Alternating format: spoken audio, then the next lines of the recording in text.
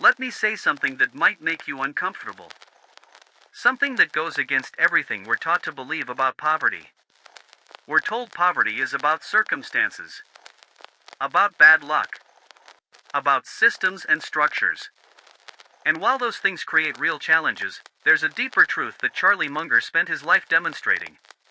Poverty is a mindset long before it's a bank statement. Now, before you click away, understand what I'm not saying. I'm not saying that everyone in a difficult situation is there by choice. That would be ignorant and cruel. What I am saying is that there is a collection of thoughts, beliefs, and behaviors, a poverty mindset that, once adopted, makes financial failure almost a mathematical certainty. And conversely, breaking that mindset is the first and most non-negotiable step out of it.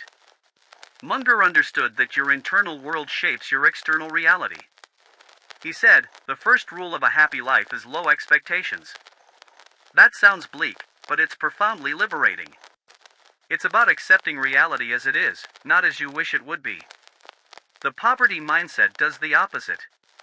It's a cocktail of high entitlement and low personal responsibility, and it's a recipe for perpetual disappointment. So, what does this mindset look like in the wild? It's not just about not having money. It's a complete operating system for life. The first symptom is what I call the victim's narrative. This is the belief that your life is primarily something that happens to you. That you are a pawn on a chessboard, moved by forces beyond your control, the economy, your boss, your upbringing, the government. In this story, you are the main character, but you have no agency. Now, again, bad things do happen to good people. Injustice is real. But the poverty mindset takes this truth and builds a permanent home there. It confuses explanation with excuse. Your past can explain why you're in a difficult spot, but it cannot excuse you from the responsibility of getting yourself out. Munger would say that sitting around blaming your predecessors or your circumstances is a loser's game. It's consuming mental energy that should be spent on finding solutions. The person with an empowerment mindset, the Munger mindset, looks at the same set of obstacles and asks, given this reality, what is my range of possible actions?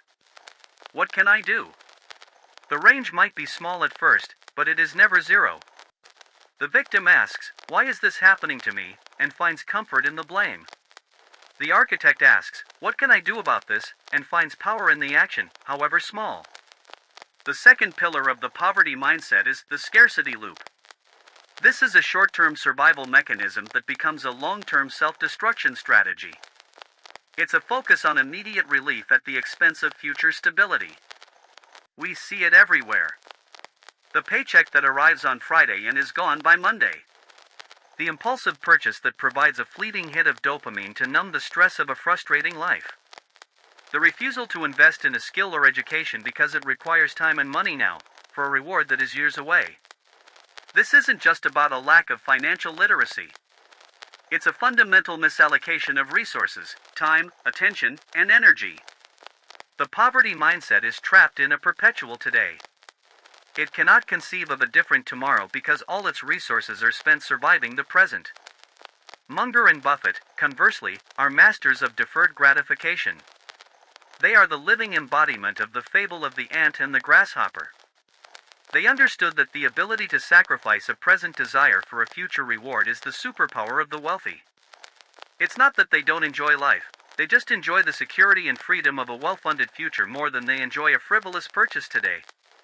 The poverty mindset is inverted. It values the fleeting joy of now more than the profound security of later. The third, and perhaps most damaging, element is the disdain for the ordinary. The poverty mindset is often waiting for a lottery ticket, a big break, a viral moment, or a single stock tip that will solve all their problems. They are in pursuit of magic. They look at the simple, proven paths to wealth, like spending less than you earn, investing the difference in index funds, and building a valuable skill, and they scoff. That's too slow. That's boring. That's for other people. This disdain for the simple, the boring, the ordinary, is what keeps them poor. They are like a person dying of thirst in the ocean, waiting for a bottle of Evian to fall from the sky, while ignoring the vast, albeit salty, water all around them. Munger's entire life was a tribute to the ordinary, compounded. He didn't make his money with one brilliant, flashy trade. He made it by consistently, boringly, being rational decade after decade. He bought boring businesses like C's Candies and held them for 50 years. The magic wasn't in the action, it was in the relentless, monotonous inaction. So, how do you break this? How do you shift from a poverty mindset to what we can call an abundance architecture? Step 1 is a brutal audit of your internal narrative. For 1 week, carry a small notebook. Every time you hear yourself thinking or saying a victim-oriented statement, "My boss won't let me, I can't afford that, the system is rigged," write it down. Then, immediately next to it, rewrite it as a statement of agency. My boss has certain requirements I haven't met yet. My current financial priorities don't include that. The system has these specific hurdles, and I need to learn how to clear them. This isn't positive thinking. This is accurate thinking. It moves you from a passive object to an active subject in your own life. Step 2 is to break the scarcity loop with a single, simple system, a budget. Not a restrictive, punishing budget. A freedom budget. It's a plan that tells every dollar of your income where it's going to go before it arrives. The moment you create a budget, you are no longer a slave to your impulses. You are the commander of your resources. You are making a conscious choice to allocate a portion of your money to your future self. This one act is a direct attack on the scarcity loop. It forces you to live in a slightly less comfortable today so that your tomorrow can be radically better. Start small. Save 1%. Then 5%. The amount is less important than the ritual. The ritual of paying yourself first. Step 3 is to fall in love with the ordinary. Embrace the boring. The goal is not to be exciting, the goal is to be free. Find a simple, proven investment strategy like a low-cost index fund and set up automatic contributions. Then, forget about it. Focus on building a valuable skill. Not a sexy, passive income hack, but a real, durable skill that the world will pay for.